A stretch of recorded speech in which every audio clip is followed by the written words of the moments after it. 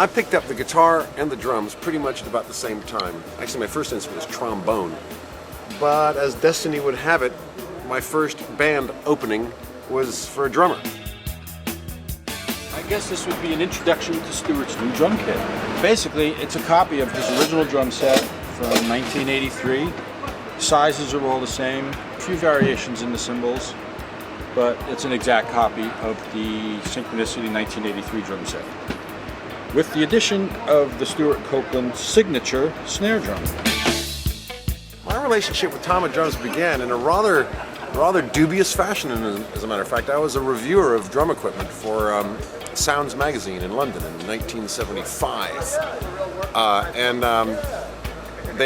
I was given this set of Japanese drums to review, and Tama was really the first drum manufacturer to design equipment for rock music, to be played hard and to be played by gorillas like myself. So there I am, actually not a gorilla at the time, I'm a starving, skinny reviewer for a music magazine, but I got these drummers and they turned me into a gorilla. So that was I was just looking at them. Then you whack them. The sound, just the sound of the drums, whoa, they just explode on impact, whoa, and there was a feel and a sound to them, as well as the equipment. For me as a reviewer, it was a no-brainer. I had to get me some.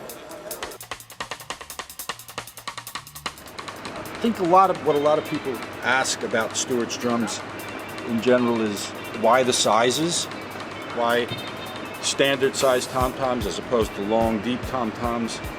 When Stewart was touring through America in a station wagon, part of getting the sound to project to the audience, higher pitched drums, smaller, higher pitched drums which could crack through. So I was actually playing in a band at the time called Curved Air. Of course, I played in like the 5th generation of the band, way after it had lost all of its following, lost its credibility and everything. But never mind that. I sent to the importer of Tama drums, I sent all the headlines of the group from years before I joined and convinced them to give me a free set of drums. That was 33 years ago. And I've been playing these drums ever since. Many times over, I could buy any drums I want.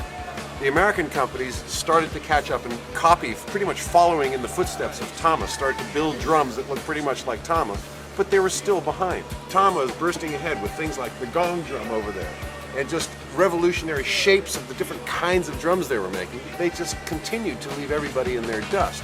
One day they invented these octabands here, which are kind of cool looking, which is the main reason I got them, but they also, intriguingly, actually sound really cool.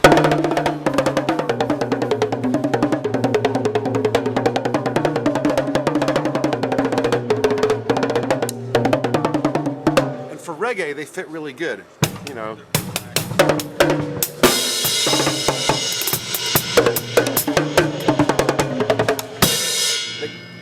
They cut through, they have a lot of impact, but they cut through, and it's kind of a unique, interesting sound. But he goes for a really tight, quick responsive head sound. You don't get as much of a rebound, much of a bounce back, so the smaller toms tight, with the lower heads getting a nice deep pitch, makes them cut through, project through the big wall of sound, as it were. By the way, here's a trick for any young drummer who wants to be on the front of Drum World magazine. It's really easy. Basically what you do is you take every rhythm that you play, move it 1 quarter note to the left. You got to tell the band you're doing it or else they'll get confused. Just take see, I moved every beat that I play and moved it 1 quarter note to the right, which is why I got Rich and Famous. So 1 beat to the right is taken, but 1 beat to the left is still free. It's still available. For anyone, the first person who hears this and runs down to their band room and does this is going to be Rich and Famous.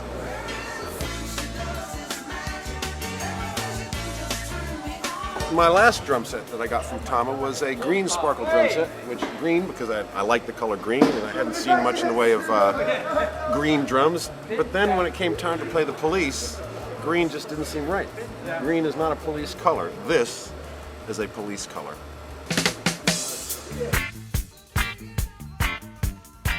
It has been a real interesting journey to come back to my group that I broke out with.